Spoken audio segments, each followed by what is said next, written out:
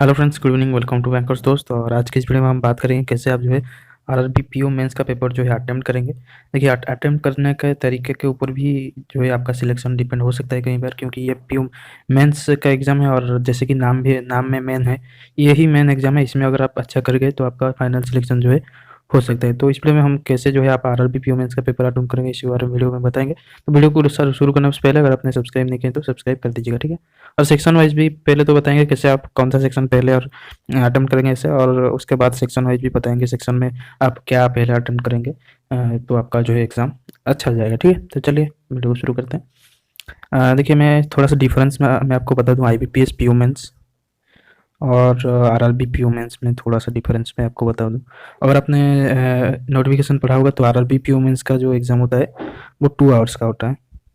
2 hours 200 marks, ठीक है ना। 120 मिनट्स 200 मार्क्स। क्वेश्चंस भी 200 होते हैं यहाँ पर। क्वेश्चन भी 200 होते हैं, लेकिन आईबीपीएस पीओ मेंस में थोड़ा सा अलग होता है। यहाँ पर होता है 3 आवर्स। 3 आवर्स में मार्क्स वही 200, और यहाँ पर एक्स्ट्रा एक डिस्क्रिप्टिव की पेपर के लिए जो कि 25 मार्क्स का होता है शायद। हाँ, 25 मार्क्स सही होता है शायद। 25 उसके लिए भी 30 मिनट एक्स्ट्रा मिलता है। तो ये आईबीपीएस पीओ मेंस मैंने दोनों ही मेंस दिया है, आरआरबी पीओ मेंस और आईबीपीएस पीओ मेंस 2019 का, और दोनों ही मैंने क्वालिफाई भी किया था। तो इसलिए मैं बता रहा हूँ क्या क्या डिफरेंस है और क्यों आरआरबी पीओ मेंस थोड़ा सा ईजी होता है। क्योंकि देखिए, यहाँ पर बिल्कुल आप टाइमिंग के गैप से पता ही लगा सकते हैं कितना आरआरबी पीओ मेंस बहुत ईजी होता है आईबीपीएस पीओ मेंस से।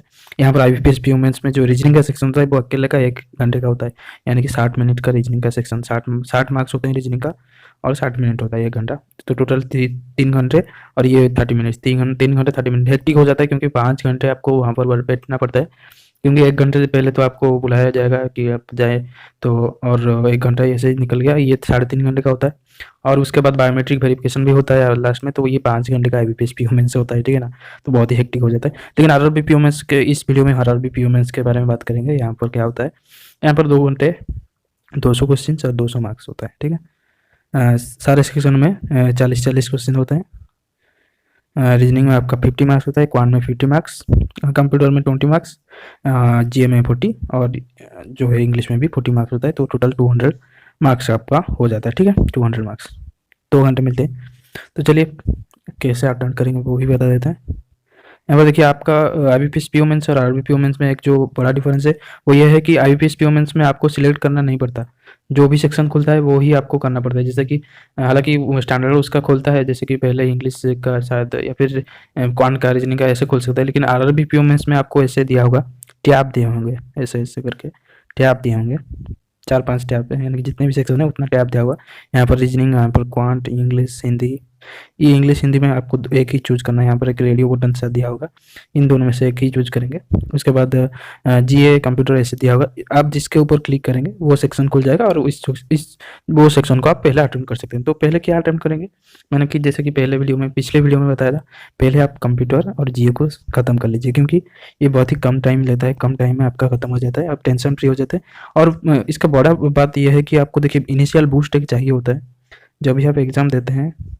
अगर आपका फास्ट सेक्शन अच्छा चला जाए, यानी कि फास्ट जो सेक्शन आप अटेंड कर रहे हैं वो अगर अच्छा चला जाता है ना, तो फिर आप जो है थोड़ा सा बूस्ट मिल जाता है, इनिशियल बूस्ट। अगर आप कंप्यूटर अवेयरनेस और जनरल अवेयरनेस से पहले अटेंड कर लिया और 30-40 मार्क्स आपका श्योर हो गया, तो इनिशियल एक बूस्ट मिल जाएगा। और उसके बाद जो सेक्शन अटेंड करेंगे, जोश से आप अटेंड करेंगे जो भी आपका सेक्शन। पहले तो सीजी अटेंड करेंगे, उसके बाद जो भी आपका सेक्शन क्वांट रीजनिंग से जो भी आपका सबसे बेहतर हुआ होगा उसको अटेंड करेंगे, तो आपका इनिशियल बूस्ट एक मिल जाएगा, ताकि आप एग्जाम में आगे भी अच्छा कर सके, ठीक है ना। सेक्शन में, आगे के सेक्शन में।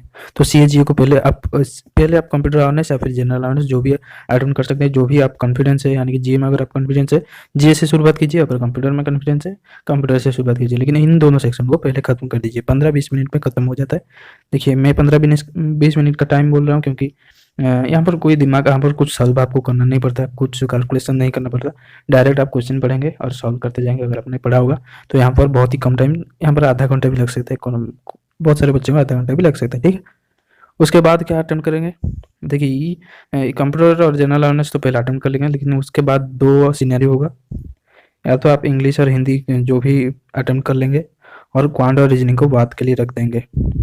या तो आप क्वांट रीजनिंग को पहले अटेम्प्ट कर लेंगे, उसके बाद इंग्लिश को सबसे पीछे जो है रख देंगे, यानी कि सबसे लास्ट जो इंग्लिश हिंदी अटेम्प्ट करेंगे। इन दोनों में से मैंने जो अटेम्प्ट किया था, मैंने सीएजी तो पहले से ख़त्म कर दिया था, 15-20 मिनट 20 या फिर 25 मिनट शायद लगा था।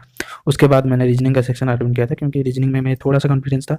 रीजनिंग का सेक्शन अटेम्प्ट किया था, तो रीजनिंग में भी अच्छा हो गया। जो मैंने मार्कशीट आपको जो मेंस का मार्कशीट दिखाया था, रीजनिंग अच्छा हो गया तो और भी अच्छा लगा, यानी कि ये दोनों सीएजी तो अच्छे हो गए। उसके बाद रीजनिंग अच्छा हो गया तो एक मन में जो है कॉन्फिडेंस आ जाता है। उसके बाद मैंने देखिए मेरा क्वांट वीक था, तो मैंने सबसे बाद में जो है क्वांट को शायद 20 या 25 मिनट ही दिया था लास्ट का। लेकिन आप ऐसा नहीं कीजिएगा, अब तो सब में थोड़ा थोड़ा करके टाइम दीजिएगा। अगर आप इंग्लिश का वीक है तो इंग्लिश में आधा घंटे टाइम दीजिए, नहीं, ठीक है ना। तो सीएजी अटेम्प्ट कर लिए, उसके बाद आप रीजनिंग अटेम्प्ट कर सकते हैं, या फिर दो सिनेरियो है, आप इंग्लिश को खत्म कर दीजिए, उसके बाद आपके जितना टाइम है वो रीजनिंग और क्वांट को दे सकते हैं। या फिर आप जो भी रीजनिंग और क्वांट में अगर इंग्लिश में बहुत ज़्यादा वीक है तो रीजनिंग को या फिर क्वांट अगर जो भी अच्छा है उसके बाद सीएजी के बाद इनको अटेम्प्ट कीजिए, ठीक है ना। दो सिनेरियो है, कुछ भी कर सकते हैं। पहले वो दो सेक्शन खत्म कर लीजिए, उसके बाद आप रैंडमली चूज कर सकते हैं। लेकिन मैं यही कहूँगा कि आपका जो सेक्शन बहुत ही ज़्यादा अच्छा है उसको पहले अटेंड कर लीजिए, ठीक है, ताकि आपको बूस्ट मिलता रहे, यानी कि एक आपका कॉन्फिडेंस लेवल जो है बढ़ता रहे, ठीक है। रीजनिंग भी बहुत ही इजी टू मॉडरेट लेवल का आता है, इतना टाइम नहीं लेता है, ठीक है ना। तो आपका हो जाएगा रीजनिंग। उसके बाद आप इंग्लिश मैंने क्या किया था, मैंने तो आपको बता दिया, मैंने ऐसे किया था। सीजी को पहले अटेम्प्ट कर लिया, उसके बाद रीजनिंग, उसके बाद इंग्लिश, उसके बाद जो है क्वांट, क्योंकि क्वांट मेरा वीक था तो सबसे बाद में 20-25 मिनट क्वांट को दिया था। और सेक्शनल कटअप, सेक्शनल से जो भी सेक्शन कटअप जाता है उससे मेरा शायद क्वांट में 14.25 आई ऐसे कुछ था। क्वांट थोड़ा सा वीक था, लेकिन ऐसे एवरेज स्कोर आ गया था, क्योंकि कटअप जो गया था 3.25 गया था, तो क्वांट थोड़ा सा हाई लेवल का आता है। तो आप जो है कर सकते हैं। अगर आप क्वांट में अच्छे हैं तो सीएचजी के बाद रीजनिंग, यहाँ पर क्वांट अटेंड कर लीजिए, उसके बाद रीजनिंग अटेंड कर लीजिए, और उसके बाद इंग्लिश कर लीजिए, ठीक है। अगर आप इंग्लिश को पहले अटेम्प्ट करना चाहते हैं तो सीएचजी के बाद इंग्लिश भी अटेम्प्ट कर सकते हैं। इसमें कंफ्यूज मत होइएगा, जो भी अटेम्प्ट करना है सीएचजी तो आप पहले खत्म कर लीजिए मॉक टेस्ट देते समय। उसके बाद जो भी आपको करना चाहिए अभी से मॉक टेस्ट में करने लग जाइए। अगर आपको इंग्लिश पहले अटेम्प्ट करना है तो इंग्लिश में थोड़ा सा टाइम दे सकते हैं। इंग्लिश में मैं बताऊँ तो 30 मिनट एक बेस्ट टाइम होता है, उससे ज़्यादा इंग्लिश को मत दीजिए। इंग्लिश वीक है या फिर स्ट्रांग है तो पहले ही खत्म हो जाएगा। वीक है तो 30 मिनट से ज़्यादा नहीं दीजिएगा, 30 या फिर 35 grace period, 5 to 10 minute grace आप मान के चल सकते हैं। 30 to 35 मिनट दीजिएगा, इंग्लिश को ज़्यादा नहीं दीजिएगा। क्वांट और रीजनिंग को थोड़ा सा टाइम दीजिएगा, क्योंकि वहाँ पर मार्क्स, रीजनिंग को टाइम दीजिएगा क्योंकि वहाँ पर बहुत ज़्यादा स्कोरिंग सब्जेक्ट है रीजनिंग, वहाँ पर जो है आप मार्क्स जो है स्कोर कर सकते हैं, ठीक है। तो ये हो गया आपका, तो ये हो गया आपका क्या पहले अटेम्प्ट करना है क्या बाद में अटेम्प्ट करना है। उसके बाद चलिए देख लेते हैं यहाँ पर सेक्शन में क्या क्या पहले अटेम्प्ट करेंगे। मेरे सीएचजी में जो भी आप क्वेश्चन टिक करते जाइए, से नेक्स्ट करते जाइए, लेकिन उसके बाद जो रीजनिंग का जो सेक्शन जैसे ही खुलता है आप थोड़े से इजी लेवल के क्वेश्चंस पहले कर लीजिए, ठीक है। पहले पजल मत उतराइए, पहले थोड़ा सा इजी लेवल का जैसे आता है कोडिंग डिकोडिंग या फिर इनपुट आउटपुट, अगर अच्छा प्रैक्टिस है उसको खत्म कर लीजिए। जो भी मिसलेनियस क्वेश्चन है पहले खत्म कर लीजिए, उसके बाद जाइए आप पजल पर, ठीक है ना। रीजनिंग के लिए मैंने बता दिया। ऐसे ही थोड़ा सा जो इजी क्वेश्चन है पहले कर लीजिए, पजल को थोड़ा सा बाद में कीजिए। और पजल में भी होता है, आपको जो भी पजल अगर इजी लगता है उसको पहले कर लीजिए, और जो भी मॉडरेट लेवल का पजल होता है उसको बाद में कीजिए, ठीक है। ऐसे करते रहिए। उसके बाद अगर इंग्लिश के सेक्शन की बात करूँ तो वही बात, यहाँ पर मिसलेनियस जैसे कि क्लोज टेस्ट आपको हो गए, फिलर्स हो गए, ये सब बहुत ईजी आता है। आरआरबी पीओ में इंग्लिश बहुत ईजी आता है, ईजी टू मॉडरेट लेवल का आता है, तो ये सब पहले कर लीजिए। उसके बाद आरसी अटेम्प्ट करिए, ठीक है। ये सब मिसलेनियस क्वेश्चन, ईजी क्वेश्चन आएंगे, पहले कर लीजिए, उसके बाद आरसी अटेम्प्ट करिए। आरसी शायद मुझे याद नहीं, लेकिन शायद 2 से 3 आरसी आते हैं, ठीक है ना। आरसी बहुत ज़्यादा आते हैं, मेंस का पेपर है तो आरसी तो आएगा ही, ठीक है। और एक आपका एरर करेक्शन भी आएगा, ठीक है। अगर आपका इंग्लिश अच्छा नहीं है तो एरर करेक्शन जाहिर सी बात है आप नहीं कर पाएंगे, ठीक है ना। फिर भी कोशिश कीजिएगा, प्रैक्टिस करते रहिए, आपका इंग्लिश अच्छा होता जाएगा, ठीक है। उसके बाद क्वांट की बात करूँ तो देखिए, अगर क्वांट आपका अच्छा है वही बात, आप मिसलेनियस इजी क्वेश्चन जो होते हैं अपन, अगर जैसे क्वाड्रेटिक इक्वेशन मेंस में कोई कोई बार आ जाता है, आरआरबी के मेंस में क्वाड्रेटिक इक्वेशन आ जाते हैं, तो इस इजी मिसलेनियस टॉपिक को पहले कर लीजिए। उसके बाद आप जो है जो भी अरिथमेटिक के क्वेश्चन आते हैं उसको कीजिए, और उसके बाद डीआई कीजिए, ठीक है। अगर आपका क्वांट वीक है तो पहले आप क्या करेंगे, इजी क्वेश्चन जैसे कि अगर ये सब आता है कर लीजिए आपका। और अरिथमेटिक टॉपिक में अगर आप फंस जाते हैं तो उसको छोड़ दीजिए, पहले डीआई कर लीजिए। डीआई एक 2 डीआई इजी आता है, और एक 2 डीआई मॉडरेट लेवल का आता है, तो ये 2 डीआई में से 2 ही आप कर सकते हैं।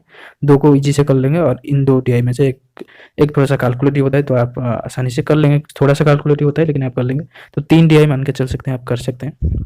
मैं ऐसे ही बता रहा हूँ, शायद हो सकता है कि कुछ ज़्यादा ही मॉडरेट लेवल का आ जाए तो नहीं कर पाए, ठीक है, कोई बात नहीं। मैं अगर मेरा एक्सपीरियंस से बात करूँ तो आरआरबी, पीओ मेंस या फिर क्लॉक मेंस इसमें पहले अगर यहाँ पर जो है आप डिमोटिवेट नहीं हो गया।